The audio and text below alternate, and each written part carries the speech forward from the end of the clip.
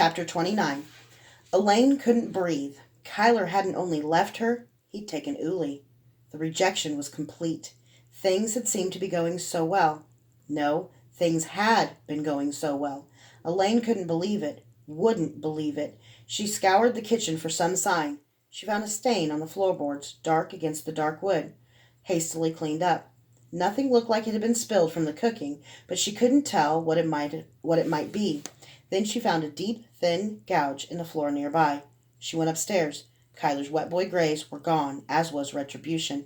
She was sliding the box back under the bed when she saw the Cenarian Sakage symbol scrawled into the bedside table. "We have the girl," the script below it said, in a careful, neat hand. Elaine's heart dropped again. Someone had taken Uli, and Kyler had gone after them.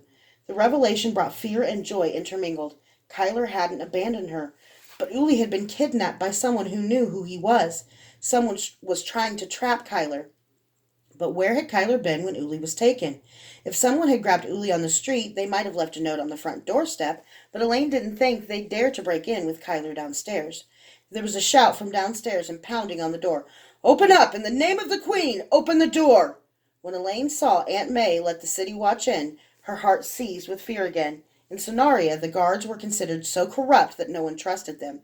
But then Elaine saw Aunt May's obvious relief. It took almost an hour to sort things out. A neighbor had seen Kyler leave carrying a body over his shoulder, a handsome young man with dark skin, his hair in micro braids, capped with gold beads.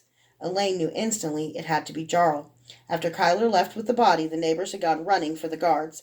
The guards were only halfway to the house when they were met by the neighbor's wife, who'd seen a woman with a bow enter the house about a minute before Uli returned home, and then leave with the girl. From the evidence, the watch thought the woman was the murderer, thank the God, but they still wanted to talk to Kyler. Elaine lay in bed late that night, mourning Jarl and trying to make sense of it. Why would Jarl come here? Because he was in danger? Because he wanted Kyler to do a job? Just a visit? Elaine had to think it was to get Kyler to do a job. Jarl was too important to leave Sonaria on a whim, and if he had left because he was in danger, he'd have had bodyguards. So Jarl had been killed. By accident? While trying to hire Kyler? Kyler had either agreed to do the job or he was going out for vengeance. Either way, he'd left before Uli's kidnapping. He might not know about it. By noon the next day, Kyler still hadn't returned. There was a knock on the door, and Elaine hurried to answer it. It was one of the guards from yesterday. "I just thought you should know," the young man said. "We talked to the gate guards as soon as we could, but shifts change, and it's hard to get word to everyone. A young woman matching the killer's description left yesterday, headed north. She had a little girl with her. We've already sent men after her, but she's got a good head start. I'm sorry." After the guard left, Brian and Aunt May looked at Elaine as if they expected her to burst into tears. "I'm going after Uli," Elaine said instead. "But," Aunt May began, "I know. Believe me, I know I'm the last person who should go. But what else am I going to do? If Kyler comes back here, tell him where I went. He'll catch up with me, I'm sure. If he's already gone after them, I'll meet him on his way back. But if he doesn't know Uli's been kidnapped, I might be her only chance." Aunt May opened her mouth to protest once more, then closed it. "I understand." Elaine's things fit in a small pack, and by the time she got downstairs, Aunt May had packed her enough food for a week. "Is Brian going to say goodbye?" Elaine asked. Aunt May took Elaine aside. "Brian says goodbye in his own way.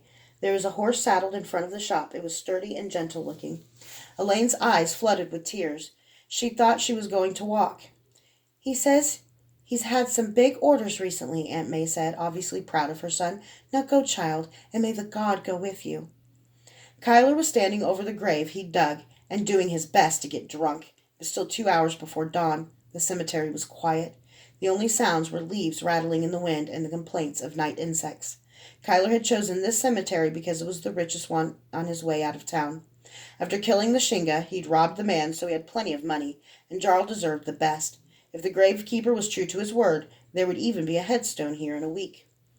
They made quite the pair. Jarl laid on the ground next to the hole, the gore a darker black than his skin, limbs slowly stiffening. Kyler was more blood-spattered than his dead friend, drying into hard ridges on his limbs, cracking as he worked, reconstituting as he perspired. It made him look like he was sweating blood.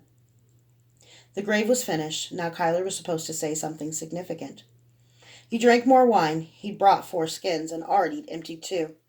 A year ago, 2 would have flattened him. Now he wasn't even tipsy.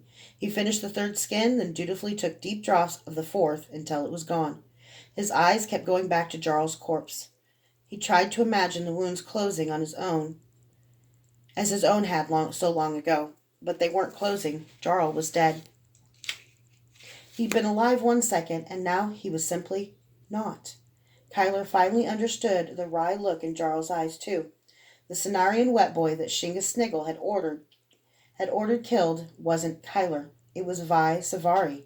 And it was Vi Savari who had killed Jarl with a red and black traitor's arrow. It was just like Jarl to find humor in it. Jarl confessed his love for a woman as she released the arrow that killed him. Shit, Kyler said. There were no words to express the magnitude of the ruin before him. Jarl was no more. This thing in front of Kyler was a slab of meat.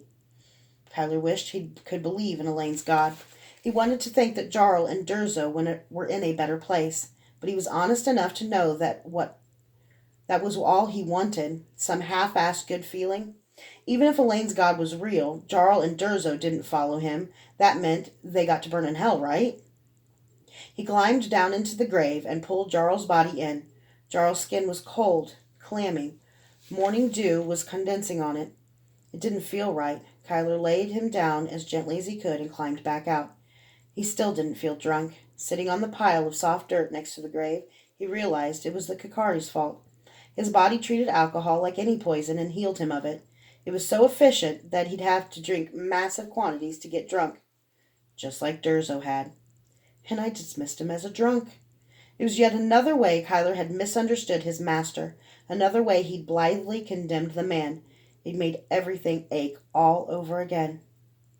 I'm sorry, brother, Kyler said, and realized as the words crossed his lips that Jarl had been exactly that to him, an older brother who looked out for him.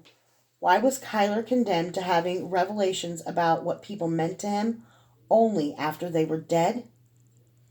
I'll make it worth something, Jarl. Making Jarl's sacrifice mean something meant abandoning Elaine and Uli and the life that might have been. He'd sworn to Uli that he wouldn't abandon her as every other adult in her life had. And now he was doing it. Was it like that for you, Master? Is this where that ocean of bitterness began? Is giving up my humanity the cost of my immortality?